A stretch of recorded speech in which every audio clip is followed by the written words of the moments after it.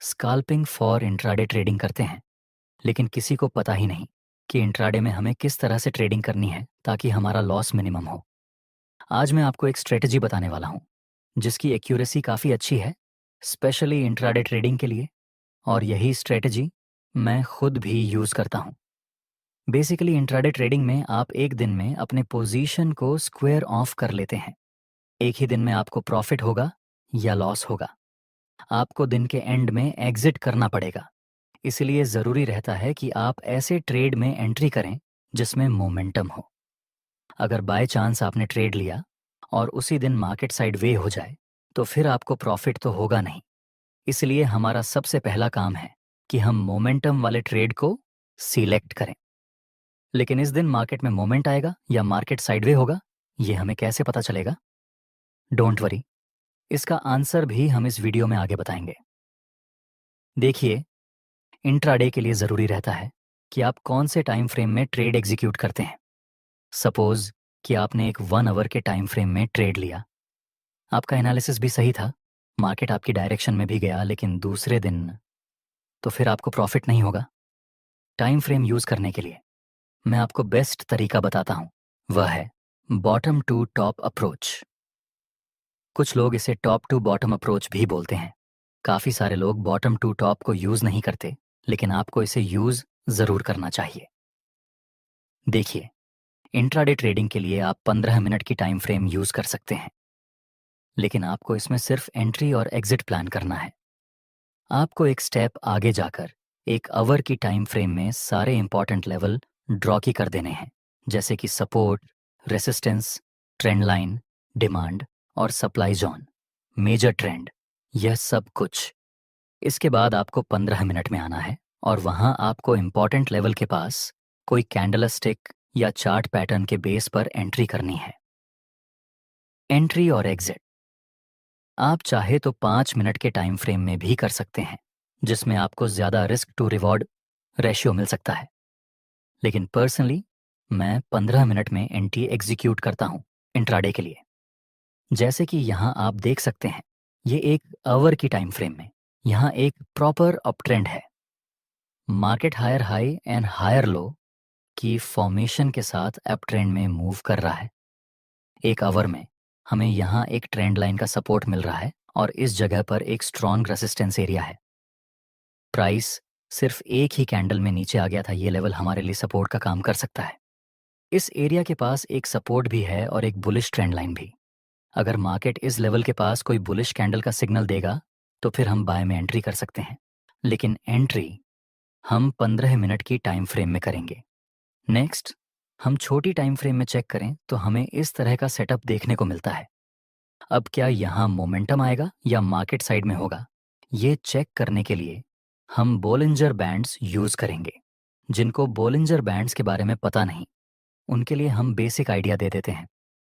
देखिए, जब Bollinger bands का अपर बैंड और लोअर बैंड बहुत नैरो हो जाए तो इसका मतलब मार्केट अभी साइडवे जोन में है होते हैं, और लोअर बैंड बहुत ही दूर हो जाते हैं, इसका मतलब कि मार्केट अब साइड वे हो चुका। और जब ये बैंड किसी एक डायरेक्शन में ब्लास्ट करेगा, ऊपर या नीचे, तो फिर जिस डायरेक्शन में ये बैंड वाइड होगा उस डायरेक्शन में मोमेंटम आने के चांस रहेंगे। चलिए हमारे पिछले एग्जाम्पल को कंटिन्यू करेंगे। आप सभी न्यू ट्रेडर के लिए प्राइस लेसन हिंदी लेकर आया है अब तक का सबसे बड़ा गिफ्ट। क्या आप सच में प्रोफेशनल और प्रॉफिटेबल ट्रेडर बनना चाहते हैं? अगर हाँ, तो इंटरनेट पर रैंडम वीडियो देखने से कुछ नहीं होगा। यहाँ थोड़ा बहुत सीखने को जरूर मिलेगा, लेकिन प्रॉफिटेबल नहीं बन पाएंगे। प्रॉफिटेबल ट्रेडर बनने के लिए आपको चाहिए ट्रेडिंग की कंप्लीट नॉलेज। इसीलिए अगर आप ट्रेडिंग को लेकर लाइफ में बहुत अप्लाई कर देंगे। आप देख सकते हैं इस लेवल के पास बोलिंजर बैंड्स बहुत ही नैरो था। उसके बाद ये बैंड्स ऊपर की डायरेक्शन में ब्लास्ट किया, मतलब कि अब अपसाइड की तरफ एक मोमेंटम मिल सकता है। एटलीस्ट हमें यहाँ साइडवे मार्केट का तो सामना नहीं करना पड़ेगा। अब हम वेट करेंगे कि हमें किसी कैंडलस्टिक पैटर्न का सिग्नल मिले। नेक्स्ट, प्राइस एक डोजी कैंडल बनाता है, लेकिन दूसरी कैंडल इस डेजी कैंडल के हाई के ऊपर क्लोज नहीं हो पाई। इसलिए ये डोजी कैंडल हमारे लिए ज्यादा मायने नहीं रखती। अगर हमें दूसरी कैंडल का सिग्नल मिले तो फिर हम बाय में एंट्री करेंगे। हालांकि ये बुलिश कैंडल ट्रेंड लाइन के पास बनी, वहीं पर एक सपोर्ट भी है ऊपर से हम बुलिश ट्रेंड के साथ भी हैं। फिर भी इस कंफर्मेशन कैंडल की वजह से हम यहाँ बाय में एंट्री नहीं करेंगे। नेक्स्ट, एक बार फिर से बुलिश कैंडल का सिग्नल, अब की बार कंफर्मेशन कैंडल भी इस बुलिश कैंडल के हाई के ऊपर क्लोज हो चुकी है। तो फिर अब हम बाय में एंट्री कर सकते हैं, जिसमें हमारा प्रॉफिट टारगेट इस लेवल के पास रहेगा जहां पर यह एक आवर की टाइम फ्रेम में गिरावट मिली थी, और SL रहेगा यहाँ पे। नेक्स्ट हम देखें तो एक मोमेंटम के साथ हमारा प्रॉफिट टारगेट कंप्लीट हो गया। इस तरह से आप इंट्राडे में बॉटम टू टॉप एनालिसिस करके और बोलिंजर बैंड्स का यूज करके ट्रेड में एंट्री और एग्जिट प्लान कर सकते हैं। इस ट्रेड में आपको 1 से 1 मिलता है, 2 का रिस्क टू रिवॉर्ड रेशियो मिल सकता है। चलिए एक दूसरा एग्जाम्पल देखते हैं। इस चार्ट को आप देखिए। यहां मार्केट इस सपोर्ट से बार बार ऊपर जा रहा था और इस रेसिस्टेंस से बार बार नीचे आ रहा था, मतलब साइडवे मार्केट। ऐसी रेंज में आपको बोलिंजर बैंड्स या फिर दूसरे इंडिकेटर को अप्लाई करने की कोई ज़रूरत नहीं है, क्योंकि साइडवेज मार्केट में आपको मोमेंटम नहीं मिलने वाला।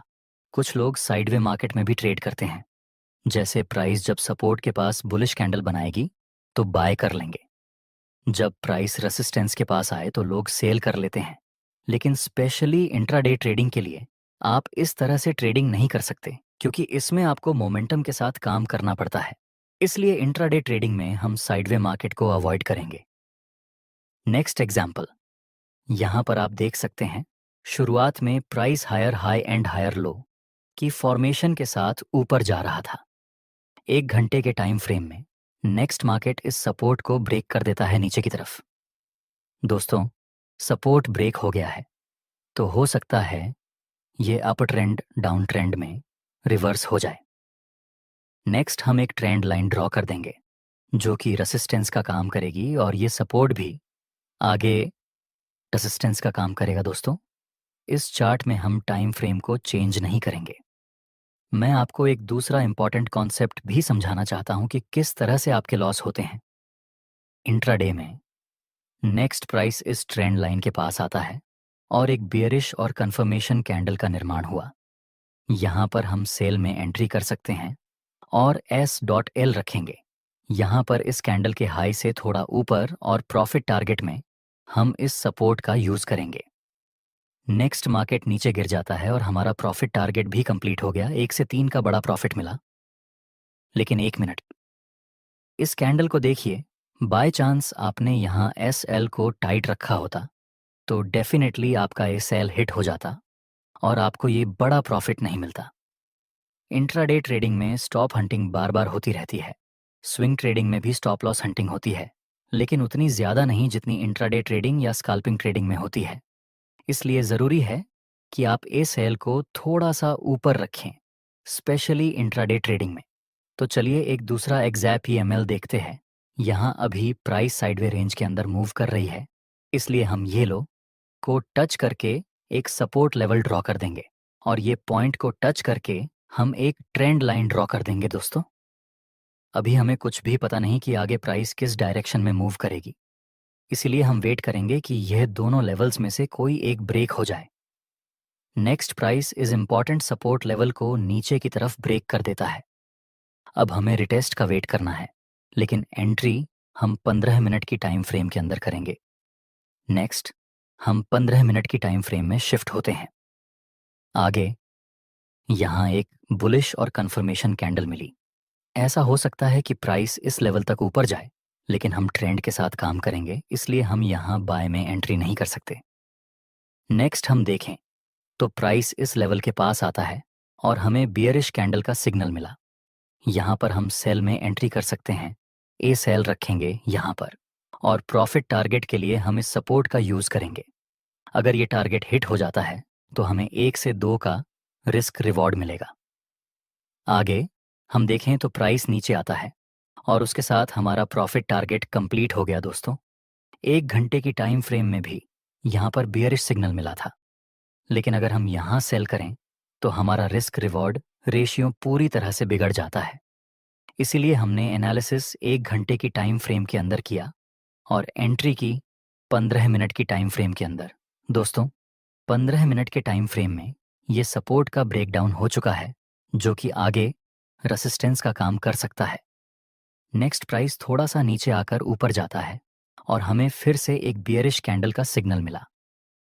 अगर हम यहाँ पर सेल में एंट्री करेंगे तो हमारा रिस्क रिवॉर्ड रेशो 1:2 का रहेगा।